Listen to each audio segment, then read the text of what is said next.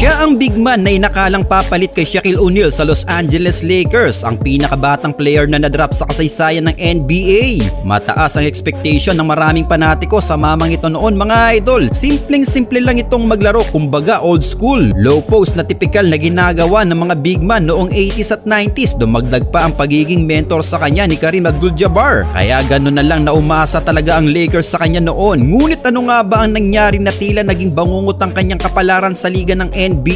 Kaya sa video natin ngayon ay ating pag-uusapan ang kwentong basketball ng one-time NBA All-Star at two-time NBA champion. Walang iba kundi ang 7-footer big man na si Andrew Bynum. Kaya tara mga idol, diretso na tayo.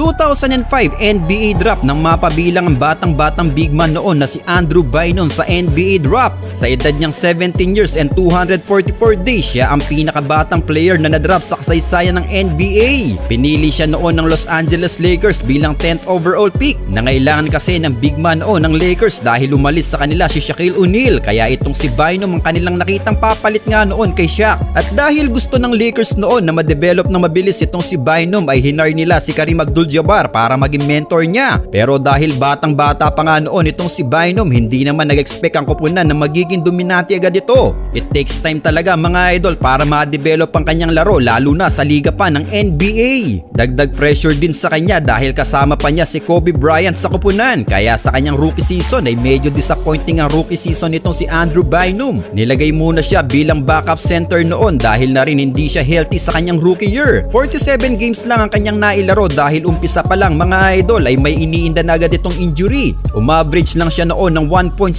points at 1.7 rebounds per game. Sobrang baba nito. Ang tanging magandang pinakita lang nitong si Andrew Bynum sa kanyang rookie season ay noong nakatapat niya si Shaquille O'Neal. Pagkatapos niya kasing mabigwasan noon ni Shaq na napatumba pa, ay dali-daling bumaba itong si Bynum at tumingi agad ng bola para bawian itong si Shaquille O'Neal. Well, nakabawi naman siya mga idol na dinagdagan pa ng isang balya kay Shaq na nauwi pa sa pikunan. Suportado naman ni Kobe ang ginawang ito ni Bynum.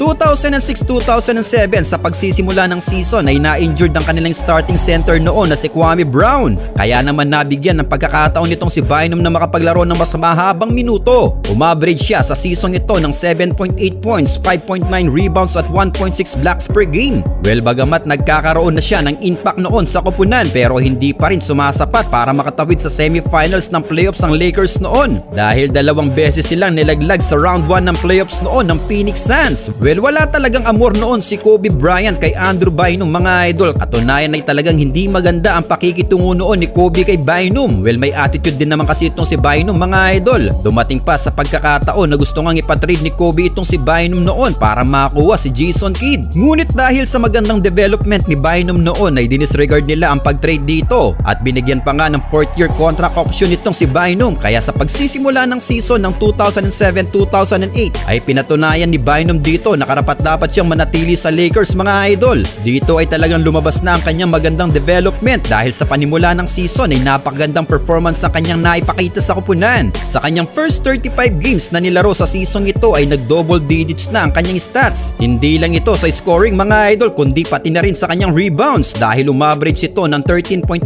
points at 10.2 rebounds per game na mayroon pang 2.1 blocks per game. Well, natulungan nga ni Bynum ang koponan para maging isang top contender ang Lakers sa season ito. Ngunit January 13, 2008 versus Memphis Grizzlies ay naudlot ang magandang simula nito mga idol. Sa isang rebound niya kasi mga idol ay hindi maganda ang bagsak ng kanyang kaliwang paa. Naapakan niya ang kaliwang paa ng kanyang teammate na si Lamar Odom na nagresulta ng isang malalang injury sa kanya. Na-dislocate ang kanyang left kneecap na kailangan na mag-undergo sa arthroscopic surgery. Kaya dahil nga doon ay naging season-ending injury ito para sa kanya. At dahil nga sa pagkawala ng kanilang big man sa season ito ay humanap ng kapalit ang Lakers. Well, sa kalagitnaan nga ng season ay trinade ng Lakers noon si Kwame Brown kapalit ni Pau Gasol. Kaya naman itong si Pau Gasol lang siyang pumalit muna sa posisyon ni Bynum noon. Well, mukhang napaganda pa ang pagpasok ni Gasol sa Lakers noon mga idol dahil nagkaroon agad sila ng chemistry ni Kobe Bryant. Pinagarian nila ang Western Conference noon na pumesto sa number 1 seed with 57-25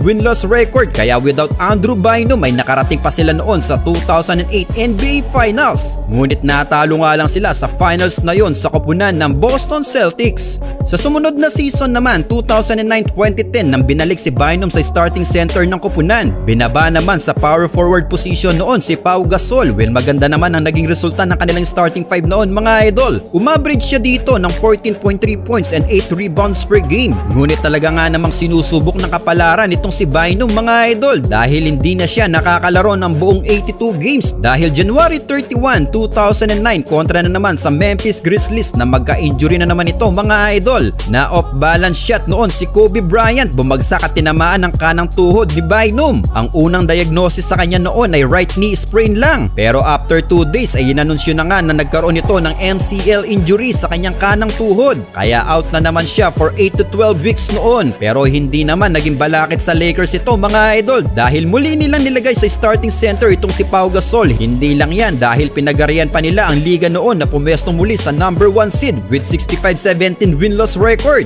Pero April 9, 2009 bago mag-playoffs ay nakabalik naman noon si Andrew Bynum. Still recovering stage ang kanyang status noon, kaya sa pagsisimula nga ng kanilang playoffs ay may suot itong knee braces sa kanyang kanang tuhod. Well, kapansin-pansin na hindi na siya kagaya ng dati. Malaki ang binago at binagsak ng kanyang laruan mga idol. Sa playoffs na yun ay umaverage na lang siya ng 6.3 points at 3.7 rebounds per game. Mababa ito pero ganun pa man ay nakarating naman silang muli sa NBA Finals kontra Orlando Magic at dito ay nakuha nga niya ang kanyang unang kampyonato. Sumunod na season naman sa 2010 NBA Playoffs Game 6 against Oklahoma City Thunder ay muli nga na-injury ang kaliwang tuhod ni Bynum. Pero despite sa kanyang natamong injury ay pinili niya magpatuloy sa paglalaro sa playoffs. Isinantabi niya muna ang kanyang nararamdaman at tinulungan nga niya noon ang koponan ng Lakers na sungkitin ng kanilang back-to-back championship.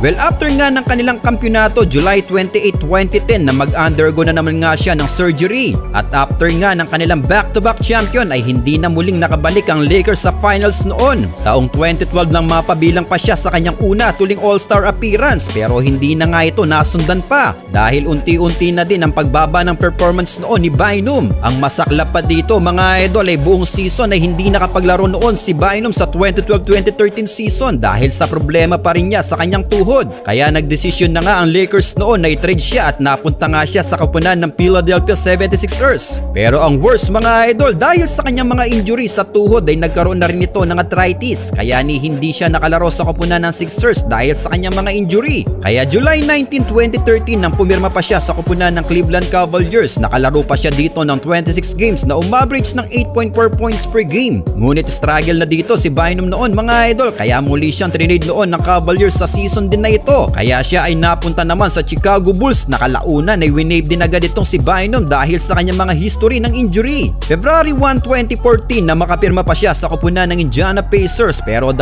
beses lang itong nakalaro mga idol. Nanatiling struggle nga itong si Bynum dahil sa kanyang mga injury sa tuhod kaya after ng season na yun ay wala nang koponan pa ang kumuha kay Andrew Bynum. Dahil sa kanyang mga injury ay tumagal lang ng 9 seasons ang kanyang nailaro sa liga. Well, kayo mga idol, what if na hindi na-injury itong si Bynum? Isa kaya siya sa mga dominant big man sa NBA?